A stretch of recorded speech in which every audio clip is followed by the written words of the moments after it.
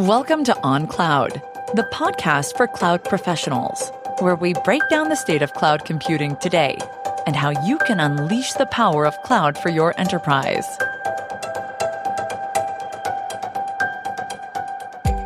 Hey everyone, welcome back to the On Cloud podcast, where we dive deep into all things technology. I'm Gary Arora, your new co-host and chief architect for cloud and AI solutions over at Deloitte. We've got a great episode for you with two amazing guests who know a thing or two about cybersecurity. Joining us are Julie Bernard, a partner in Deloitte Cyber Practice, and PJ Hamlin, leader at Global Partner Security Initiative at AWS. Julie, PJ, welcome to the show. It's great to have you both here.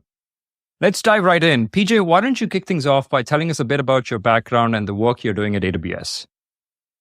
Sure. And thank you for having me. I am the leader of the Global Partner Security Initiative at AWS. And this initiative is part of a growth initiative program where we are engaged with the world's top global systems integrators, including the top global system integrator for cybersecurity, Deloitte. A couple of years ago, we began working with Deloitte as a lighthouse partner on this program, where we co-invest to develop and bring to market advanced Gen AI enabled cybersecurity offerings for our enterprise customers. Prior to joining AWS a little over 2 years ago, I spent just under 20 years at the IBM Corporation, starting in professional services as a consultant, moving into some internal transformation roles. And I spent my last few years there in our banking and financial markets unit, where I began to learn more about the importance of cybersecurity and compliance as part of the IBM emerging cloud unit. It's a real privilege for me to be able to work with Julie on a day-to-day basis, and I'm happy to be here. Thank you. It's a pleasure, PJ. And Julie, we'd love to hear about your journey in cybersecurity with Deloitte and your engagement with PJ. Well, my journey in cybersecurity precedes my time at Deloitte. But like PJ, I spent quite a bit of time prior to joining Deloitte in financial services, technology, and operations. I've been at this consulting thing for 30 years. And I joined Deloitte at about 9 years ago, partly because we are the number one cyber program and delivery team in the world. We have the size and scale to answer pretty much any question. What I really love about our time working with AWS on converged security is to be able to add some global consistency to delivering a handful of our security offerings. So we have best people and best tech that we can offer to the marketplace. No, that's awesome. And speaking of technology, let me start with the buzzword of 2024 and maybe even 2023 for that matter. It's the AI, the Gen AI. And so, Julie, let me start with you. With the advancements that we are seeing in AI and Gen AI technologies, are the cybersecurity threats advancing and evolving as well? And with the current controls and tools that are in place with these organizations, are we equipped to handle these new threats? We take those in two parts, Gary. So let's talk about the threat environment to start, and then we'll talk about how we all respond to them. And PJ, I'd invite you to also share some of your anecdotal experiences too as you go to the marketplace on the response. But we've always had a bit of an arm race with what I'll call the miscreants out there in terms of the threat environment. What AI has allowed the miscreants to do is go faster. So now we have both a volume and velocity hitting our defense teams like we haven't had before. There's also an ability to get even more clever at the weakest link, which are the humans that are sitting behind the machines, in terms of whether it's an email of some sort that looks more and more real, like it's coming from their boss, or perhaps a text message. So you're kind of out of band and maybe out of thinking, and you're busy trying to think fast and not necessarily think smart. So there's a couple of things there that are really advancing very rapidly. On the control front, are the organizations equipped? Well, we are bringing AI to the cyber equation, which is helping with the volume and velocity issue. That allows us to put those poor, precious people that we have to really look at the veracity. So is the threat real? How do we tell that the issue is certain, if you will? And then the variability, net new things that might be coming, new techniques, new tactics that are hitting the security operations center in particular. Right. No, that's an insightful point, Julie. PJ, let me come to you. How is AWS looking at this challenge? And are there additional strategies you recommend for these organizations facing these risks? So in terms of what we're seeing from a Gen AI specific perspective, I think everything that Julie described with regard to, I love the term miscreants. She's the first I've heard use it, but I admit I've adopted it. The miscreants have had the opportunity to leverage Gen AI in ways that allowed essentially new people to enter the threat landscape. So I saw one statistic that said that the week that ChatGPT was released, distributed denial of service attacks quit in the following days because it enabled people without prior technical knowledge to adopt these sorts of actions to do them. And that works both against us, but it also works for us in the way that we are integrating generative AI solutions into our cybersecurity capabilities, both to address the gaps that we see in skills availability, as well as our ability to mitigate or remediate cybersecurity attacks in a more rapid fashion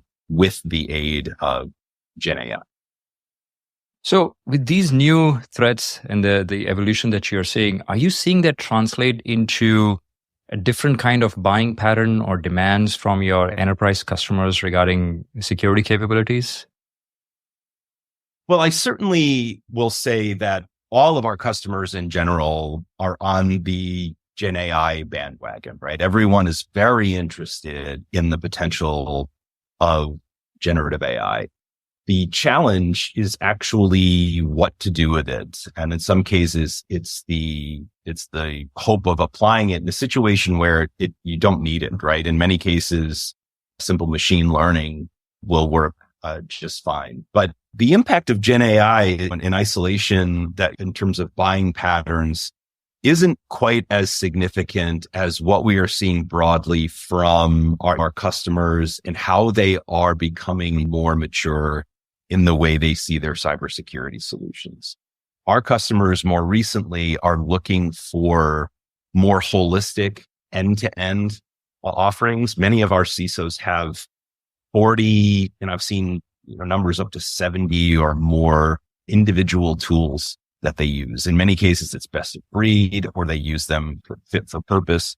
But the number of tools that they have in their suites are almost unmanageable. And so they are looking for providers such as Deloitte to come in and help them integrate those into a holistic end-to-end offering, but with choice, right? They may wish to work with a particular ISV that has certain functionality or a SIM that they want to integrate. And we want to be able to offer them those choices. Another big trend that we're seeing, and this is much more recent, is they are prioritizing and asking for industry domain expertise. So we need to be able to provide them with industry relevant functionality for their cybersecurity and compliance offerings. And we need to be able to bring to bear both advisory services around those and the proof that we are capable of operating in their unique industry-specific environments. Right. So Julie, PJ just mentioned some of the trends he's noticing from an AWS perspective. I want to ask you this. We talk a lot about organizations that have done this well, successfully adapted their cybersecurity strategies. Good for them, right? But given your exposure to the market, can you talk about companies that have struggled or failed to respond effectively to these new cybersecurity threats that are stemming from the emerging technologies? And what critical missteps or insights should our listeners be cautious to avoid? I hesitate to make this only a security problem, Gary, because I feel like I would condemn the victim for best efforts in that sense. So let's look at the security landscape or the IT landscape a bit more broadly and talk a little bit about why the job is hard. We have some basics that still we have trouble getting right. I can't tell you how many of my clients still struggle with IT asset management, end-of-life systems, other, I would call it IT hygiene issues, patch management, the boring stuff, if you will. We love to talk about AI and Gen AI. And one of the things I love working with PJ and Converge Security is I get to actually think about innovation as opposed to compliance. But there's still so much work to be done on the compliance front that makes it that much more difficult to get ahead. I also see, and PJ alluded to it earlier, that there's so much interest in this shiny, pretty thing that is AI and particularly Gen AI that we forget that particularly our enterprise customers are on piles and piles of data. It is not all neatly rationalized. It is not all neatly well governed. So you can trust the data that you're going to use for your language model, whether it's a large language model or a smaller language model, however you want to think about it. And I know you spend a lot of time talking about AI in the marketplace, so I'm not going to educate you on that one, but understanding like what you're actually relying on as an underpinning. When it comes to the security front, we still see plenty of silos. You'll have a data protection team or an identity management team or security operations team. The lists go on. Where they trip up themselves is still living in those silos and not creating their own data lake in which to find the less findable in their environment. So building on the strategic risk that Julie mentioned, PJ, what are you seeing in the marketplace from AWS perspective? I think Julie's perspective on this was spot on. From us, an AWS and particularly a cloud perspective, it is singularly one thing with regard to security. And the most common mistake that we see is not making security a critical element of cloud migrations from the ground up. Security should be job zero when considering to migrate to the cloud. And what the classic mistake that we see is it is not an upfront consideration, and it is actually a major cause of why cloud migrations either fail or are significantly stalled early on, because security becomes a secondary consideration. And then any work that has been done in that cloud migration needs to go back and essentially needs to be revisited and essentially have security built into that, or have that migration brought up to spec in terms of security best practices. So if there is any advice that I can offer for companies looking for lessons learned around not adopting bad best practices, it is ensure that security is a first and foremost element of the cloud migration that you are making. I feel that message should really be printed on a poster and be on every wall of every organization. We need to marketize it, but yes. I think we have a slide on that, PJ, that says security is job zero. I think we do have that. I think we have that. Both your roles involve looking at the horizon and predicting the future to a certain degree. That's just the business you're in. So for technology executives aiming to strengthen their organization's cybersecurity posture, what's one actionable step they can start implementing immediately to stay ahead of these evolving threats? So I wouldn't, if I can be so bold as to say, it's not just technology executives. It's boards of directors. It is business leaders in general. And of course, technology executives. But I think what a lot of people forget is that cybersecurity isn't necessarily about technology, right? There is a critical human element to this. And the way that business leaders can begin to get ahead of this is to just have an elementary understanding of what the threats to their business is and beginning to instill a culture of security overall, right? This is really a human problem. Human error accounts for over half of all the root causes of security breaches. And so if there is anything that we recommend first and foremost, it's really about human behavior and adopting a culture of a security mindset and creating awareness to help prevent breaches or exposures that may occur. Juliana, that's certainly the fast dollar, PJ. Like, I agree with you on that comment.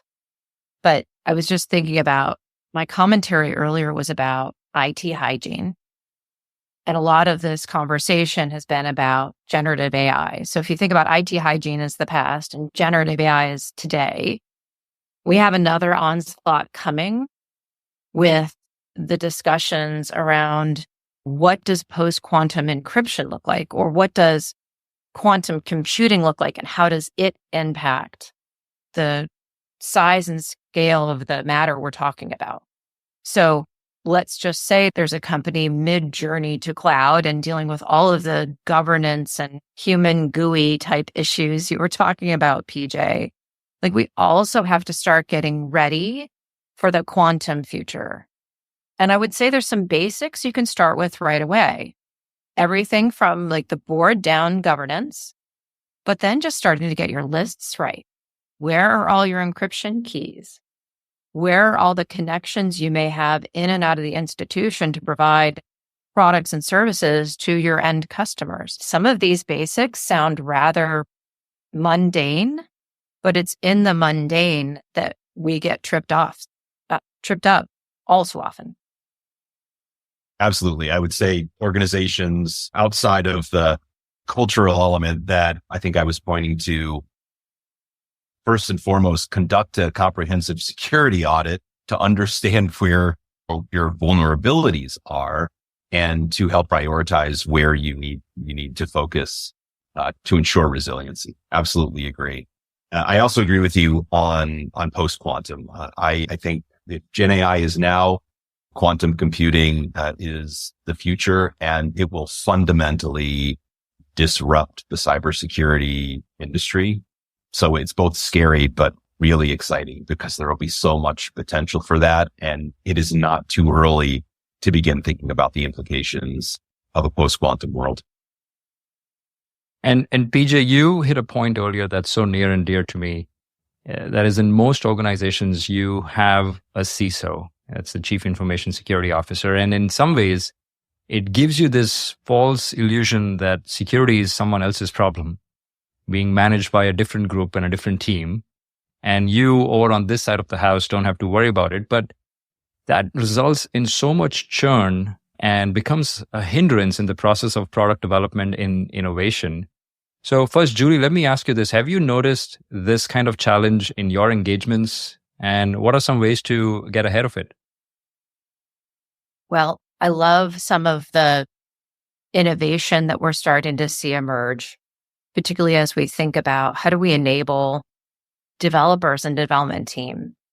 So can we use solutions to help build security in from the start? We've talked about shift left in terms of building security requirements in, but how do we even use AI or generative AI to build some of those security controls into code at the start to make the lift on the back end easier and to help propel the innovation that everyone is striving for? One of the other kind of non-tech things that I get really energized about is the youth that's coming up. When I started my technology career, I coded in COBOL on a mainframe. I didn't have a laptop till I was 2 or 3 years into my career. We now have universities and colleges that will teach people to code and have cyber programs.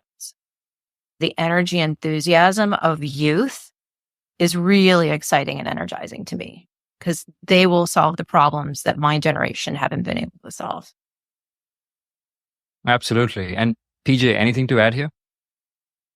I particularly agree on the power of youth. I love it, Julie, because at AWS, we've begun to work more and more with universities to help develop cybersecurity capabilities. I think I mentioned earlier that there is a very significant skills gap in our space. It will only continue to get worse as the world becomes more complex and we see more and more organizations migrating, to the cloud.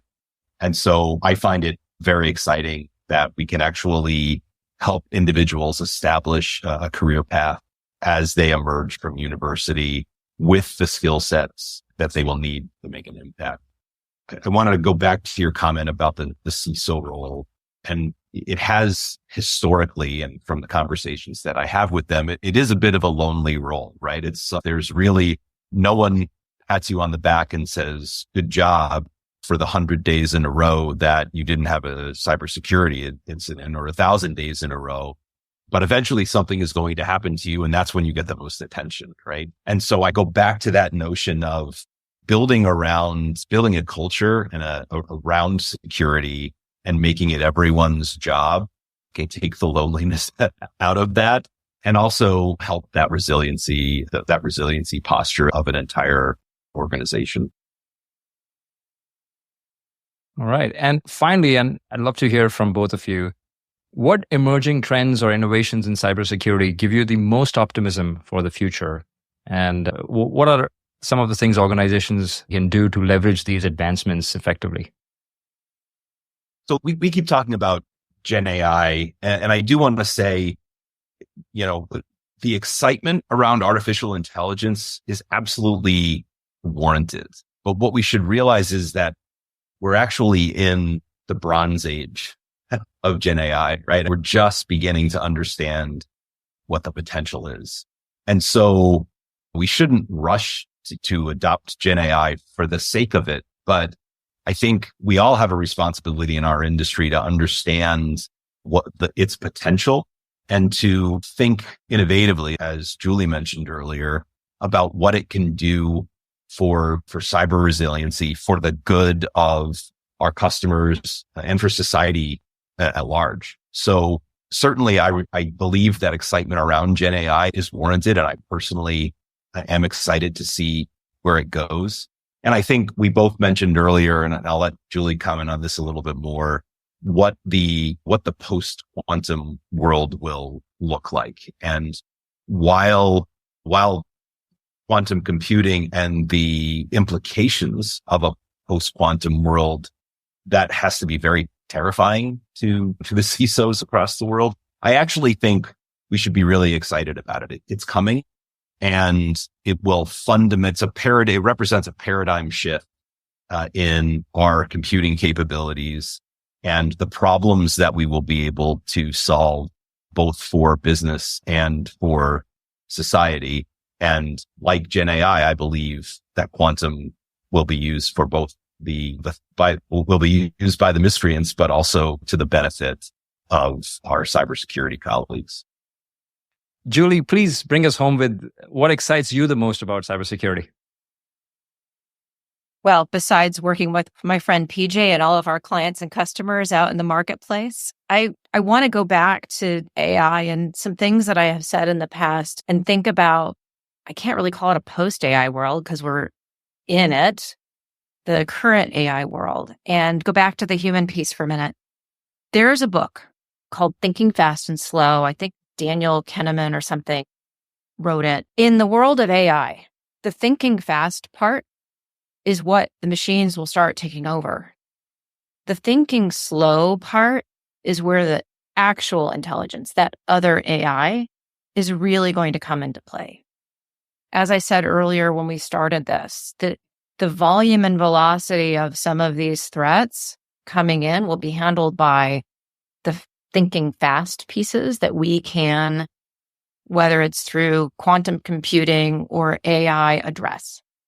Where we're going to really need the humans to help is on the other pieces, the veracity and the variability in the things that are coming at us. I think we're at that precipice of change. And that's really exciting to me because it's, again, yanking security out of the world of technology and putting it back into humans.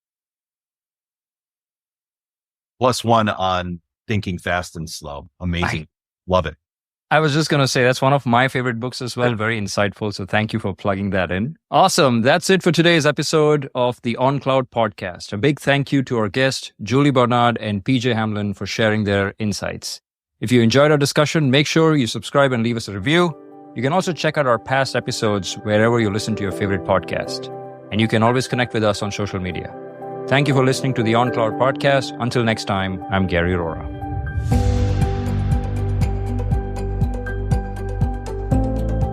Thank you for listening to On Cloud, and visit the Deloitte On Cloud blog at deloitte.com/us/Deloitte-on-cloud-blog. Be sure to rate and review the show on your favorite podcast app. This podcast is produced by Deloitte. The views and opinions expressed by podcast speakers and guests are solely their own and do not reflect the opinions of Deloitte. This podcast provides general information only and is not intended to constitute advice or services of any kind. For additional information about Deloitte, go to deloitte.com/about.